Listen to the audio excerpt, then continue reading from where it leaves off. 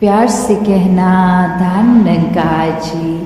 कोई पुरानी एक सिचुएशन हो, क्योंकि अक्सर एक पास्ट में भी, एक बीते कल में भी रहने का सुख वो माया रूप ही होता है। एक इस समय में इन द मोमेंट जीने वाली कला ये भक्ति है, क्योंकि ये कण कण से शिक्षा लेके ये भक्ति भाव है, ये सेवा भाव है। एक अगर अक्सर ये भी देखा जाता है कि अगर शरीर किसी वजह से ठीक नहीं है या कोई बुजुर्गी के कारण उतना चुस्त नहीं है, तो मन में ख्याल यही आता है कि अपने पिछले दिनों में जब शरीर में बल था तो ये सेवा हम भरपूर करते थे, दौड़ दौड़ के करते थे, और अब ये शरीर काम इतना नहीं कर रहा तो कम हो पाती है। तो बात वो भी कि यहाँ पे भी ये माया को भक्ति में ना आने दे। पहले अगर हम वो भी सोच के कर रहे थे तो हम उस समय भी क्या सेवा कर रहे थे, अगर हम उस चीज को भी गिनती में ला सकते हैं, क्योंकि सेवा तो गवा कर करना है खुद को। तो कैसे इस माया में अड़ना नहीं है, ना बीते कल में ना आने वाले कल में, ये तो इस पल की है। इस भक्ति को हर समय करना है, हर पल में करना है। तो ये मनुष्य के ख्याल ये तो कभी खत्म नहीं होंगे। ये तो बिल्कुल एक बॉटमलेस बकेट, जिस तरह एक बाल्टी अगर उसके नीचे कुछ रोकने के लिए नहीं है, तो जितना एक ख्याल, जितनी सोच, जितनी इच्छाएं डालते रहेंगे, ये तो खत्म नहीं होने वाली, ना वो बाल्टी कभी भर सकती है। तो कैसे फिर अपने आप को इन इच्छाओं से, सोचों से मुक्त करें। बात फिर वही आके जुड़ती है कि निराकार क्या सहारा लेना होगा, निराकार के रंग में रंगना होगा, तभी निराकार जैसे होंगे, एक निराकार वाले गुण होंगे, तो संसारिक रूप में भी एक असली मनुष्य जीने के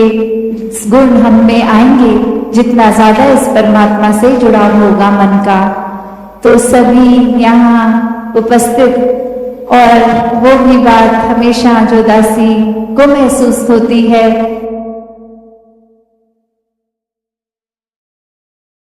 से सत्संग आते हैं, और वो मौसम भी अगर कंफर्टेबल नहीं होता, फिर भी सत्संग इतने आराम से करने के लिए संत इच्छुक इसीलिए क्योंकि ये मन की ठंडक, ये निराकार साथ है, और इसी के कारण एक मन भी टिक जाता है, तन भी टिक जाता है। तो यही अवस्था हमें हम परिस्थिति में अगर बना के रखें तो ही वो सहज जीवन है, वो ही एक मन को स्थिर करके एक स्थिर जीवन है। कि जहाँ संसार में ये कोशिश हर एक की रहे कि एक हर कोई ही इस दातार का बनाया है, किसी तरह अगर कुछ गलत भी कह रहा है तो भी उसको मन से एक माफ करते हुए उसकी भी भलाई का सोचे। अगर अक्सर ये देखा गया है समाज में कि कोई अगर किसी को गलत नजर से देख रहा है तो भी ये बात कि हमें एक मन में भाव हो कि उस व्यक्ति को किस तरह समझाया जा सके, और यदि वो व्यक्ति अप्रोच से बाहर हो कि सुनने को तैयार नहीं, कोई एक सामने बैठ के एक आराम से एक बात, एक डायलॉग नहीं कर सकता है, तो फिर वो बात कि कैसे जिसके लिए उन्होंने खराब बोला उनको समझाया जाए कि जो शब्द बोल दिए गए हैं या जिस नजर से देखा गया, अब आप अपने मन से उन शब्दों को पकड़ के मत बैठो कि आपके लिए उन्होंने इतना खराब बोल दिया, तो अब आप जीवन में कभी उस व्यक्ति से प्यार नहीं कर सकते। वो धीरे धीरे उनकी बात आपको भी अपने मन से एक समाप्त करनी होगी, क्योंकि ये इसका वो बात का मतलब ये नहीं कि आगे से वो पहला व्यक्ति फिर अगले दिन कुछ कड़वा नहीं बोलेगा, फिर अगले दिन खराब नहीं बोलेगा। पर ये इसलिए कि हम ही अगर अपने मन में दूसरों के प्रति एक खराब बातों को ही जगह देते रहेंगे तो अंदर से हम ही कहीं ना कहीं परेशान होंगे, स्वभाव में चिड़चिड़पन आ जाता है। कैसे फिर एक धीरे धीरे स्वाभाविक जो एक मुस्कुराहट चेहरे पे होती है वो फीकी पड़ जाती है। तो जो अच्छाइयाँ करनी है जीवन में वो इसलिए नहीं कि अच्छाइयाँ करके एक महान बनना है, या अगर अच्छाइयों को करेंगे नहीं तो कोई उसमें बुरी बात हो जाएगी, एक नुकसान हो जाएगा हमारा।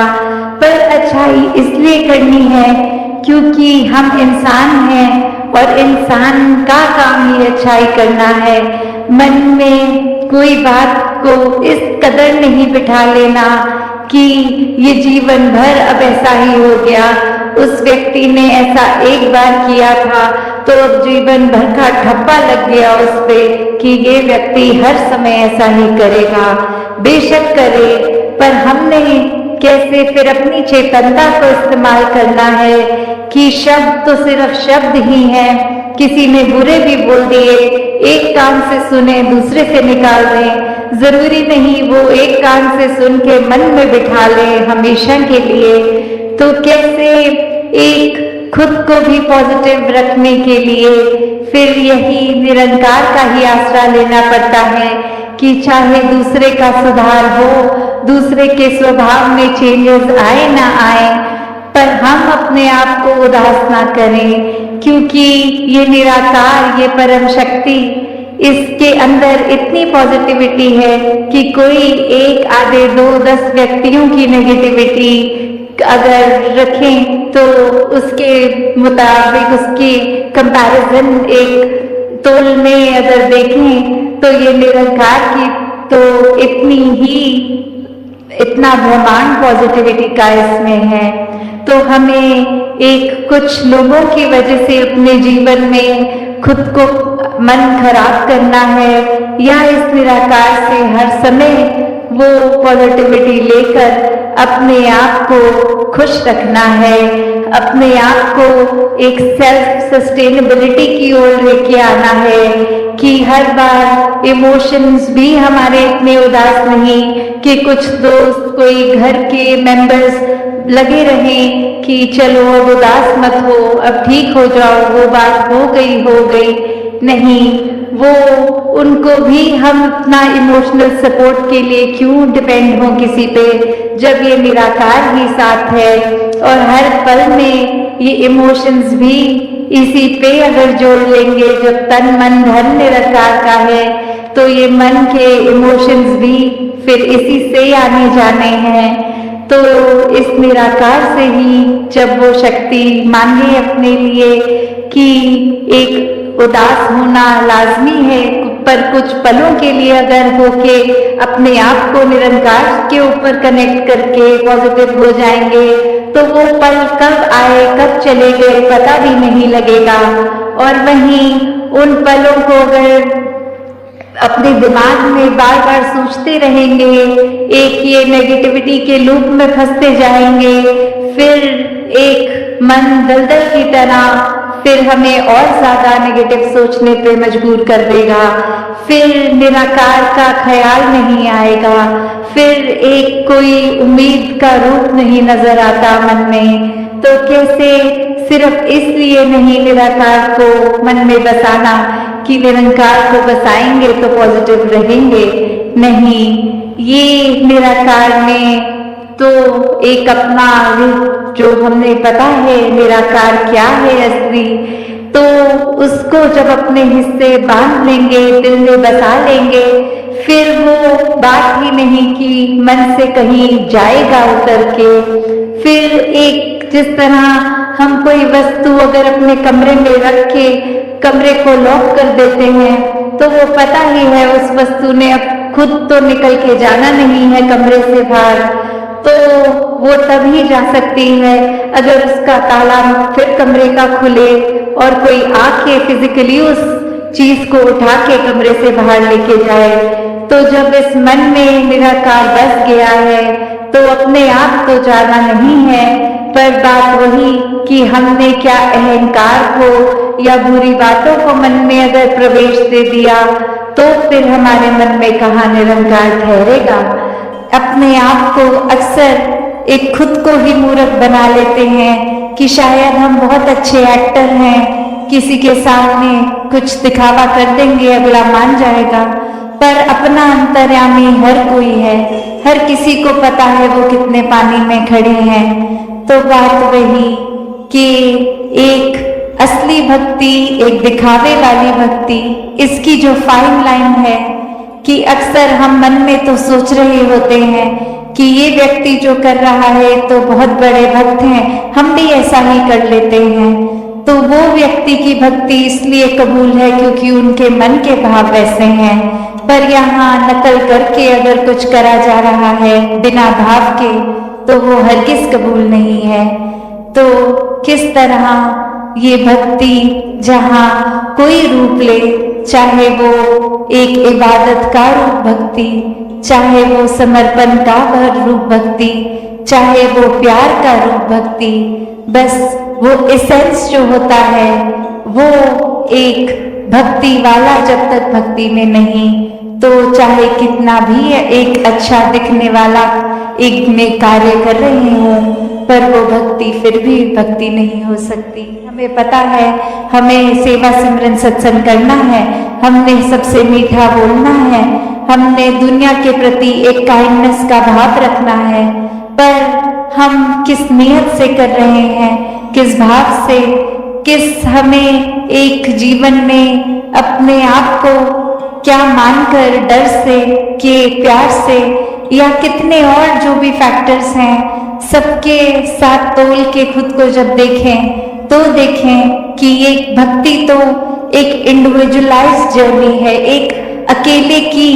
एक कोई वो बात नहीं कि घर में कोई एक अगर भक्त है तो सभी पूरा घर की भक्ति परवान नहीं, हर एक को अपनी भक्ति करनी है, एक दातार से रिश्ता अपना खुद पक्का करना है, अपना रिश्ता, अपना इंडिविजुअल जर्नी, एक अपना रास्ता खुद इस भक्ति में जीवन का खुद ही बनाना है। तो जब भक्ति एक इस प्रकार की हो जाती है तो बहुत, जहाँ जीवन भी अपना जीते जी हर पल बहुत ही सिंपल महसूस होता है, फिर खुद ब खुद एक वो बात नहीं रहती कि अभी एक पल कोई आया जिनके घर में कोई दुख कष्ट है, उन्होंने अपने मन की बात रखी तो मन उनके साथ वो एम्पैथी रखता है, मन महसूस करता है उनका दुख और कष्ट भी, और वहीं अगले पल कोई आके एक खुशखबरी दे रहे हैं, घर में कोई अच्छी बात है, तो वहाँ मन उसी पर उनके साथ खुशियां भी मना रहा है। फिर भक्त का तो ऐसा जीवन हो जाता है कि हर कोई जिस प्रकार का है, उनकी कैसी एक स्थिति है उसमें शामिल हो जाते हैं, और पूर्ण तरह से फिर वो एक बात वो नहीं रहती कि एक की तो एक किसी एस्पेक्ट में शामिल हुए पर दूसरे में नहीं, ये तो फिर एक बहते एक नदी के समान भक्त, फिर ये फिर से दासी वही वर्ड्स का प्रयोग करेगी, गोइंग विद द फ्लो, कि हर किसी जब निराकार जिस तरह से हर जगह है तो फिर इसकी सृष्टि भी देखने में कितनी अलग अलग नजर आती है, गुण भी कितने अलग, पर हर एक में एक कॉमन फैक्टर ये निराकार है। तो वैसे ही कोई स्थिति हो किस तरह की भी, तो उसमें भी कॉमन फैक्टर ये निराकार है, क्योंकि जिसको हम माया कहते हैं वो तब तक ही एक कष्ट देगी जब तक वो माया माया है, जिस पल उस माया में निराकार दिख जाए उस समय वो भक्ति हो जाती है कि हमें पता तक नहीं चलता कि कब एक छोटी सी जगह से ही हमारे अंदर अहंकार धीरे धीरे घुस रहा है, चाहे वो कोई बड़ा एपिसोड, कोई बड़ी घटना ना हो, एक छोटी सी ही चीज कि किसी का कुछ अपने आप से तुलना करके हमने देखा कि उससे ज्यादा अच्छे हो गए हम किसी बात में, और वहीं किसी के ना जताने पर भी खुद ही इस बात को मन में अहंकार के रूप में लेते जाते हैं, तो फिर ये अहंकार तो अपना घर बनाएगा ही मन में, और साथ ही ये परमात्मा उतना मन से जाएगा भी। तो हमें किसको टिकाना है, किसको नहीं, ये शरीर की भी जब बात हो रही है तो हाँ, ये आत्मा जो है वो ज्यादा इस शरीर से महत्वपूर्ण उस रूप में तो है,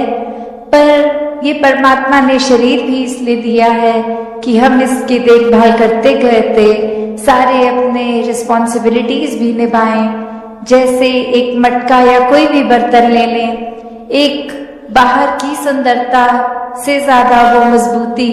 इम्पोर्टेंट होती है कि अंदर उस पात्र में क्या है, वो पानी है या जो भी है, क्या टिकेगा। एक थोड़ा सा भी सुराख हो जाए तो वो पानी तो पात्र में टिकेगा नहीं, बह जाएगा। तो उसी तरह ये तन मन धन के साधन ये निराकार ने तो दिए हैं हमें, पर अब हमें इन साधनों को क्या करना है, सदुपयोग तो करना ही है, पर एक वो जो बात की कैसे उसका सही इस्तेमाल करते हुए उसकी यूटिलिटी उस तरह से निकाली जाए। तो जहाँ ये शरीर भी दिया है जिसमें एक इतनी कैपेसिटी, एक कैपेबिलिटी है, उसको पूरी तरह तो जीना है, एक संत मति के अनुसार पर जीना है। तो दासी और समय ना लेके इन्हीं शब्दों से अरदास निराकार से सभी के लिए कि दातार कृपा करे। जो बातें अक्सर हमें सुनने में इतनी बार सुन लेते हैं तो लगता है कहीं उनकी इम्पोर्टेंस खत्म हो रही है,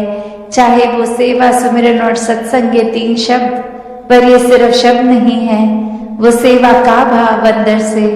वो सुमिरन रूप एक लगाव, एक एहसास, एक कम्युनिकेशन इस निराकार से। एक सत्संग में भी सिर्फ आके बैठ के जाने वाली बात नहीं, हर एक के जीवन से अपने जीवन को और सुनहरा बनाएं, कोई सिखाई गई चीज की तरह ना ले, क्योंकि जिस समय ये परमात्मा, ये निराकार ब्रह्म ज्ञान से जीवन में उतर गया, वहीं एक हमारे अंदर से भाव बेहतर मनुष्य बनने की, और इसकी कोई उम्र भी नहीं। स्कूल तो फिर भी एक 12वीं कक्षा तक हो सकता है, पर ये जीवन कैसे एक हर समय की शिक्षा है, कण कण से शिक्षा लेना है हर एक को, कि कैसे एक ये भाव भी, अक्सर जो बात अहंकार की आती है वहाँ ये बात भी होती है कि जब किसी ने मान लिया कि सब कुछ तो हमें आता है, मैं हर चीज बखूबी करता हूँ, तो कोई भी चीज, नई चीज या कोई पुरानी चीज को ठीक तरीके से सीखने की ये इच्छा कि इसको सीखा जाए, ये अहंकार की वजह से संभव नहीं हो पाता। तो वाकई ही कोई सुध-बुध नहीं होती, अपनी परिस्थितियों की तो दूर की बात, अपने शरीर का भी पता नहीं लगता। ये हर पल इस परमात्मा के प्यार में है, तो फिर कुछ अच्छा बुरा ये सोच ही कहाँ आती है, ये ख्याल भी कि ऐसा नहीं, ऐसा होना चाहिए, या ये कमी है, ये खालीपन है। पर जैसे जैसे अभी राजपिता जी ने भी जो जिक्र किया कि हम एक रास्ता किस चीज़ के लिए बना रहे हैं, ये खालीपन, ये गलतियों, ये कमियों पे अगर नज़र ही डालते रहेंगे तो उन्होंने मैग्नीफाई होना है, उन्होंने बढ़ना है। जो चीज़ पे हम फोकस करते हैं वही उस समय की हमारी पूरी दुनिया बन जाती है, तो उस समय वही चीज़ सबसे महत्वपूर्ण लगती है। तो ऐसा अगर कुछ महत्वपूर्ण बना लिया है तो स्वाभाविक है कि सबकॉन्शियसली भी हम उसी तरफ अपनी सोच बनाए रखेंगे, क्योंकि हमारे लिए वो चीज़ महत्वपूर्ण है। और उसी तरह अगर इस सुकून, इस निराकार, ये खुशियों को, सदैव रहने वाले इस आनंद को एक फोकस बनाएंगे तो वाकई ही हर परिस्थिति भी प्यारी लगेगी। अपनी शरीर में अगर कोई पीड़ा है तो वो भी मुबारक लगेगी। एक मन में भाव यही रहेगा कि हर चीज़ हमारे ही बेहतरी के लिए है। एक एफर्ट्स तो जीवन में करते ही रहने हैं, पर ये परिस्थितियों को दिल नहीं कोसेगा, ये समय को, ये वक्त को, ये ज़िंदगी को मन नहीं कोसेगा। ये भाव फिर यही कि ये प्यार है इस परमात्मा से, तो प्यार में तो सभी कुछ मुबारक होता है। जैसे हम एक दुनियावी प्यार के रिश्ते में भी कोई प्रेमी प्रेमिका की बात करें तो अपने प्रेमी की हर बात ही फिर प्यार में बहुत अच्छी लगती है। फिर ये मन नहीं करता कि दूसरे इंसान हमको हम अपने मुताबिक बदलें, क्योंकि ये जो प्यार की बात है तो वो तो यही है कि हम किस तरह इस रिश्ते को देख रहे हैं। किसी को अपना बनाना इश्क नहीं है, किसी का बन जाना इश्क है। तो पूरी तरह ये समर्पण की बात, ये प्यार की बात कि जिस तरह ये सामने वाला चला रहा है ये एकमिक होके उसी तरह चलने लगे।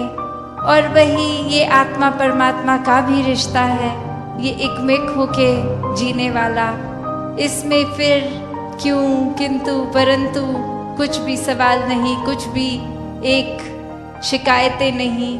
कुछ भी इम्परफेक्ट नहीं है। फिर सब कुछ परफेक्शन से, एक बहुत ही पूर्णता से है। ये हर पल बहुत ही सुनहरा है।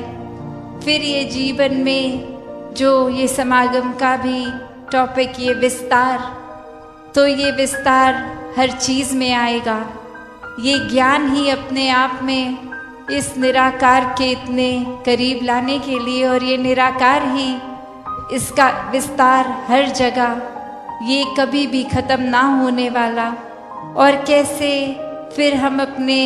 सोच की भी विस्तार करें, अपने स्वभाव में अच्छाइयों के का भी विस्तार करें। ये पल पल में हर पहलू में जीवन के देखें तो ये अच्छाइयों का ही विस्तार हो। तो कैसे जब इस निराकार, इस पूरन से जुड़ गए तो वाकई ही हर पल सुनहरा है। ये हर पल में फिर एक सच्चाई के साथ जुड़े हैं तो फिर फर्क नहीं पड़ता कि ये जीवन में हम किस तरह जी रहे हैं। अभी उठ के कोई अपनी ड्रीम्स बना रहे हैं या सोते हुए कोई सपना आया, सब एक बराबर लगता है, क्योंकि इस निराकार से ये लिप जुड़ गई है। और फिर वो बंद आँखों का भी सपना मुबारक है, और जीते हुए अपने सपनों की ओर एक परिश्रम करते हुए वो अचीव करने की कोशिश भी मुबारक, क्योंकि वो हर चीज़ ही भक्ति बनी है। फिर ये दिल हर समय खुश भी रहता है, हर एक को खुशियाँ देने के बहाने ढूंढता है। किसी के प्रति ऐसी सोच नहीं कि एक इंसान का नुकसान किया जाए। बस यही होता है